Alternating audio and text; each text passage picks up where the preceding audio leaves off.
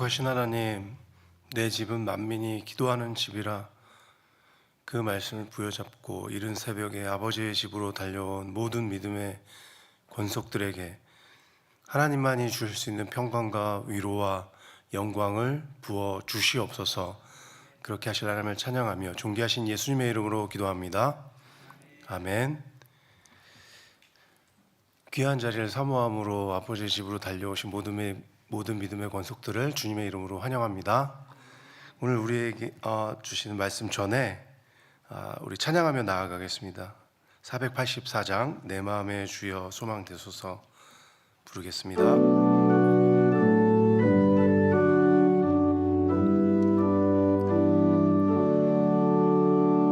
내 마음의 주여 소망 되소서 주 없이 모든 일 헛되어라 밤에나 낮에나 주님 생각 잘 때나 깰 때 함께 하소서 지혜의 주여 말씀으로써 언제나 내 안에 계십소서 주는 내 아버지 나는 아들 주 안에 내가 늘 함께하네 세상의 영광 나 안 보여도 언제나 주님은 나의 기억 주님만 내 맘에 계시오니 영원한 주님 참 귀하셔라 영원한 주님 내 승리의 주 하늘의 기쁨을 주옵소서 어떠한 고난이 닥쳐와도 만유의 주여 소망 되소서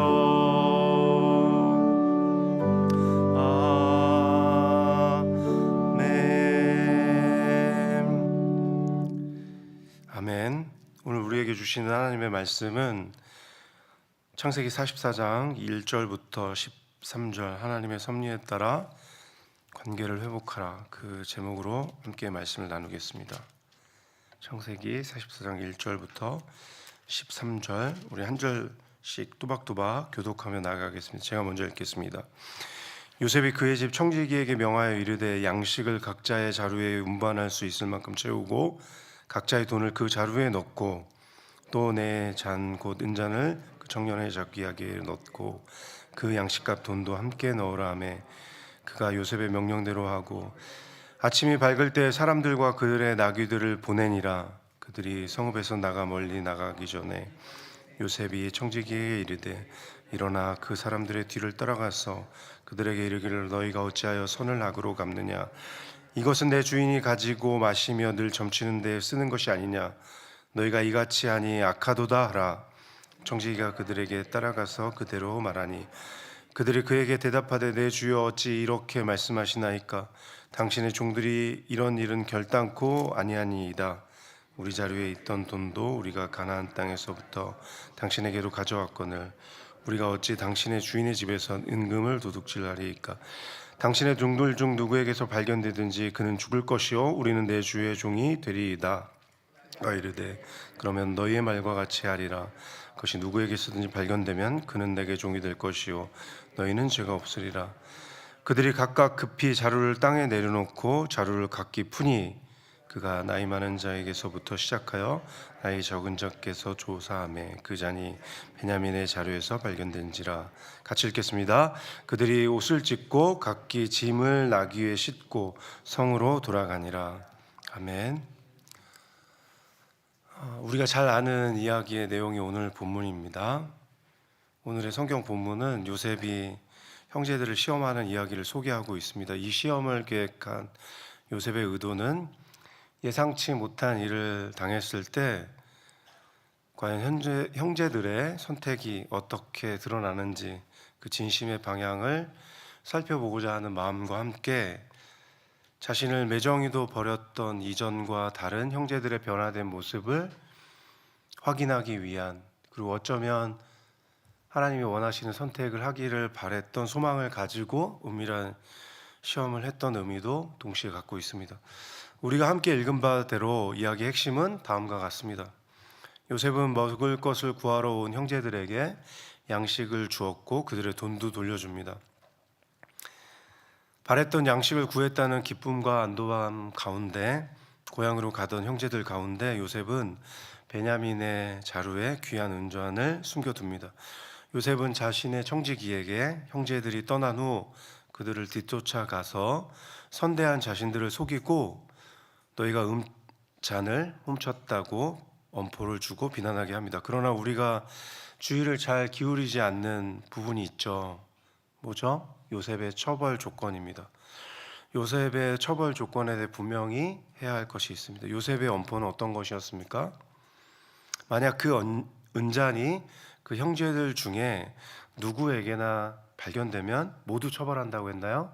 아니요. 훔친 그 사람만 종이 되고 나머지는 죄가 없다. 사실 굉장히 오묘한 제안을 하도록 지시했다는 것입니다. 우리는 성경의 내용을 이미 알고 있다고 생각하고 지레 짐작하는 경우들이 많아요. 특히 저 같은 목사들이 더 그렇죠. 성경은 그러나 정밀한 언어이고 우리의 마음과 전의를 다해서 읽어야 할 필요가 있습니다. 형제들은 모두 자신들은 결코 은잔을 훔치지 않았다고 항변하지만 결국 우리가 아는 바대로 베냐민의 자루에서 잔이 발견되자 모든 형제들은 옷을 찢고 슬퍼하며 요셉이 살던 성으로 돌아가는 내용으로 이 이야기는 끝이 납니다. 그러나 정말 놀라운 것은 이전과 다르게 그들은 자신들이 뒤집어 쓸 죄보다 동생 베냐민의 안전을 더 걱정하고 있습니다. 베냐민을 보호하겠다는 마음을 보인 것이죠. 오늘 우리가 마주한 이 변화의 모습은 과거 그 형제들이 요셉을 팔아 넘겼던 때와 비교할 때 엄청난 큰 질적 변화이자 영적 성장의 단면일 것입니다. 왜냐하면 요셉은 분명히 모두 처벌하겠다고 하지 않고 은잔을 훔친 자만 종이 되고 나머지는 죄가 없으리라고 사전에 구별되게 고지했기 때문입니다. 따라서 어쨌든 은잔이 나온 베냐민은 처벌이 되겠지만 나머지 형제들은 죄를 묻지 않겠다고 했음에도 불구하고 오늘 본문에서 형제 모두는 슬퍼하며 함께 형제 간의 우애와 책임에 근거한 연대의 책임 의지를 피력한 채 베냐민을 혼자 두지 않습니다. 그러니까 자신의 형제를 베냐민을 처벌받을 죄의 자리에 혼자 두지 않고 함께 전혀 그럴 의무가 없음에도 불구하고 처벌을 받을 베냐민만 혼자 보내지 않고 형제들 모두가 전혀 그럴 의무가 없음에도 불구하고 요셉의 성으로 처벌을 각오하고 함께 가고 있는 것입니다. 유진 피터슨 목사님은 이 창세기 44장 본문에 대해서 이렇게 말했습니다. 하나님은 때로 우리 삶에서 겉으로 드러나지 않는 은잔을 통해 우리 내면의 진실을 드러내신다. 외형적인 모습이나 우리가 처한 상황 자체보다 하나님께서는 우리 마음속에 감춰진 실체, 그 마음의 동기를 중요하게 보신다는 뜻일 것입니다. 요셉이 베냐민의 자루에 은잔을 넣고 형제들의 반응을 관찰한 것처럼 하나님도 때때로 우리 각자의 삶 속에서 진실한 믿음의 사랑을 확인하실 때가 있습니다. 그래서 하나님은 종종 우리에게 시험도 허락하시며 그 절망 가운데 우리의 믿음과 사랑과 그리고 우리의 진정한 마음이 어디에 가 있는지 그리고 우리가 실패 가운데 그럼에도 불구하고 하나님 앞에서 엎드릴 수 있는지, 그리고 그 실패한 그 자리에서 하나님을 붙들 수 있는지, 단지 시험한다는 의미를 넘어서 이 시험이라는 말이 구별되게 이해할 필요가 있습니다. 우리 하나님께서 너의 믿음이 얼마나 자랐는가, 너의 한계가 어떠한가, 도대체 너는 얼마나 성장해야 하는가, 이 아픔을 겪지 않으면, 이 고통을 겪지 않으면 너는 성장하지 않을 거야 라고 C.S. 루이스가 얘기한 것처럼, 사령관처럼 우리를 혹독하게 몰아 넣으시는 것이 아니라, 어쩌면 인간 세상에서 때로는 처참하게 그리고 서럽게 살아갈 수밖에 없는 우리의 삶의 조건에서 그럼에도 불구하고 하나님을 붙잡고 인내하고 그리고 그분을 바라보기를 바라는 마음의 중심일 뿐이지, 그것이 우리에게 고난을 밀어놓고 그 고통 가운데 너희가 얼마만큼 성장했는지를 고문처럼 바라보시는 하나님의 시험이 아님을 우리 성도 여러분이 구별되게 이해하시기를 소망합니다. 사랑하는 성도 여러분, 누군가의 잘못에 대해 어떤 누군가가 품어내지 않는다면, 그 저주의 사슬을, 갈등의 사슬을 끊어내지 않는다면, 용서하지 않는다면, 그 갈등을 풀어내지 않는다면 그 보복과 원망과 그 증오는 어디로 가겠습니까? 어디에 남아 있겠습니까? 우리 가정의 분노를 누군가 끊어내지 않는다면 그 사슬은 어디로 가겠습니까? 어디에 남아 있겠습니까? 생각해 보십시오. 결국 그 각각의 사람들 안에, 내면에 가득 자리한 그 분노와 상처 가득한 적개심은 우리 스스로를, 그리고 우리의 관계와 가정과 공동체를, 교회와 사회를, 그리고 마침내 국가를 어떻게 채워 넣을까요? 제가 간영한, 그래서 이제 그 죄로 인해서 영적으로 숨쉬기도 참 벅찬 이 분노와 증오의 시대 가운데 하나님은 과연 우리에게 무엇을 기대하실까요? 오늘 본문을 통해 우리가 깨달아야 할 것은, 우리가 나를 넘어 어쩌면 내 가족에 갇힌 이기적인 행복의 소망을 넘어서 품어낼 수 없을 것 같은, 그래도 저 사람은 도저히 아니다, 그 생각을 뛰어넘어 서로를 끌어안고 공동체를 책임지는 모습이야말로 하나님께서 우리에게 원하시는 변화이며 진정한 회복이라고 믿습니다. 요셉이 은잔을 훔쳐서 누군가를 어렵게 해서 거기서 용기 있게 얘기한다고 하는 모습을 발견한다고 해서 구덩이에 던진 형제들의 그 비참한 행동들을, 상처를 완전히 도말할 수 있겠습니까? 그럼에도 불구하고 그 형제들의 다시 찾아온 서로의 사랑과 책임과 그 서로를 바라보는 그 마음 때문에 치유할 수 없는 그 고통이 치유되는 현장을 여러분이 보고 계시지 않습니까? 그래서 우리는 보네포 목사님이 말한 그대로 값싼 은혜는, 잘 들어보십시오, 값싼 은혜는 죄에 대한 고백과 회개가 없이 용서받을 수 있다는 믿음이며, 그리스도를 따르는 삶이 없는 은혜는 싸구려 신앙에 불과하기 때문이다. 은혜면 은혜지, 은혜 중에 값싼 은혜가 어디 있으며 신앙은 신앙이지 싸구려 신앙이 어디 있냐, 그 말이 아니라, 잘 들어보십시오, 은혜는 값싸지 않죠. 신앙도 싸구려가 아닙니다. 그러나 우리의 말과 언어와 선택과 우리의 삶의 동선 가운데 그 너무나 영광스러운 그 은혜를 때로는 우리가 값싸게 만들고 싸구려로 만드는 현실은 존재한다는 것이죠. 다시 읽겠습니다. 보네포 목사님 뭐라고 얘기했다고요? 값싼 은혜는 죄에 대한 고백과 회개가 없이 용서받을 수 있다는 믿음이며, 그리스도를 따르는 삶이 없는 은혜는 싸구려 신앙에 불과하다. 그 자신이 하나님께 용서받은 사람이면서도 다른 사람을 용서하지 못한다면 그는 아직 복음을, 말씀을, 하나님의 심정을, 그리고 우리가 그토록 많이 말하는 목자의 심정을 진정으로 이해하지 못하는 것 아니겠습니까? 오늘 이 말씀의 묵상을 통해서 요셉의 의도된 은밀한 시험을 때때로 하나님도 우리 안에서 우리가 좋은 것을 선택하고 그 좋은 것이 하나님의 가치며 하나님의 심정을 꿰뚫는 아버지의 마음인 것을 알아서 우리가 서로를 품어내고 사랑하며 마침내 회복할 수 없는 것들을 회복하며 화해할 수 없는 것을, 용서할 수 없는 것을, 그리고 도저히 인내할 수 없는 것들을 이겨낸다면 우리는 마침내 회복과 화해의 길을 걷는 화평케 하는 자로서 우리 성도 여러분이 가는 곳마다 분열과 갈등과 노여움과 보복의 사슬을 끊어내는 사명자로서의 주님의 은혜가 함께할 줄을 확신합니다. 그 고백 그대로 우리가 하나님을 의지하며 우리 한계를 뛰어넘어 하나님을 기쁘시게 하는 삶의 제사를 드리는 우리 모든 믿음의 권속들이 되기를 주님의 이름으로 소망합니다. 우리 기도하겠습니다.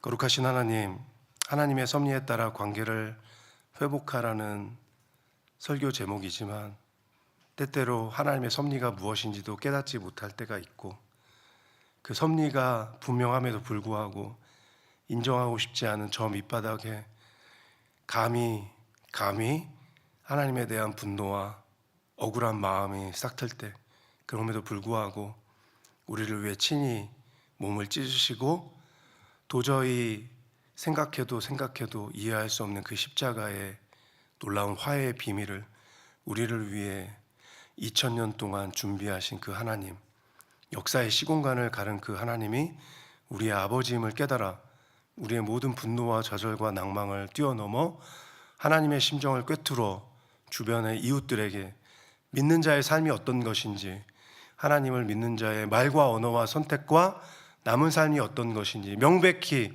헷갈리지 않게 분명히 목도될 수 있도록 증거하는 우리 모든 사랑의 교회 믿음의 권속들이 될 수 있도록 하나님 함께하여 주시옵소서. 그렇게 하신 하나님을 찬양하며 존귀하신 예수님의 이름으로 기도합니다. 아멘. 우리 주님께서 주신 주기도문으로 오늘 말씀 마치도록 하겠습니다. 하늘에 계신 우리 아버지여, 이름이 거룩히 여김을 받으시오며 나라의 임하옵시며 뜻이 하늘에서 이루어진 것 같이 땅에서도 이루어지리다. 오늘날 우리에게 일용할 양식을 주옵시고 우리가 우리에게 죄 지은 자를 사하여 준 것 같이 우리 죄를 사하여 주옵시고 우리를 시험에 들게 하지 마옵시고 다만 악에서 구하옵소서. 대개 나라와 권세와 영광이 아버지께 영원히 있사옵나이다. 아멘. 나라와 민족을 위한 기도, 우리 또박또박 우리의 마음을 담아 하나님의 존전 앞에 올려드리겠습니다. 시작.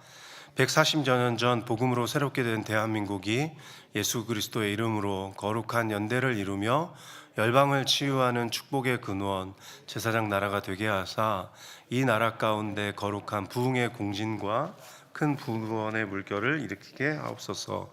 아멘. 한국교회가 예수 그리스도의 복음으로 무장되어 영적 기백을 가진 용장으로 쓰임받게 하사 모든 영역에서 전능하신 하나님이자 영존하신 아버지, 평강의 왕이신 주님을 선포케 하시고 무너진 제단을 수축하며 초대교회의 영성을 회복하게 하옵소서. 아멘. 한국교회의 선교적 영성과 북한교회의 순교적 영성이 하나 될 때 북한의 모든 주체 사상이 무너지게 하시고 80년 된 분단의 자리에서 모두가 일어나 평양에서 특세하는 그날을 향해 뚜벅뚜벅 걸어가게 하옵소서. 아멘. 사랑강주리의 대북지원사역, 통일교육 문화사역, 지역사회 돌봄 사역을 통해 수많은 북한 주민들의 영혼과 육신이 치유되며 회복되게 하시고 그리스도의 사랑이 전해지게 하사 굳건한 믿음으로 굳세게 서게 하옵소서. 아멘. 오늘은 수요일이죠. 선교 사역을 위해 기도하는 날입니다. 떠나든지 보내든지, 그러나 떠나는 자가 분명히 있다면 때로는 이 질문도 한번 해보셔도 좋을 것 같아요.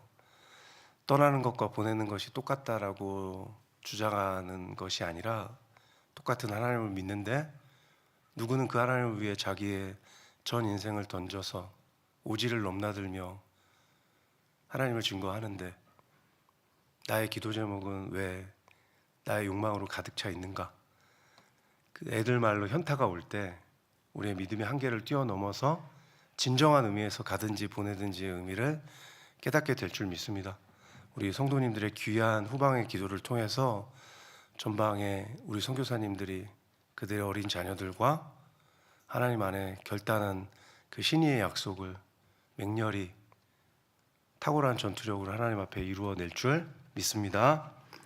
우리 새벽 기도는 우리 하나님 앞에 조용히 개인적으로 기도하는 시간이죠.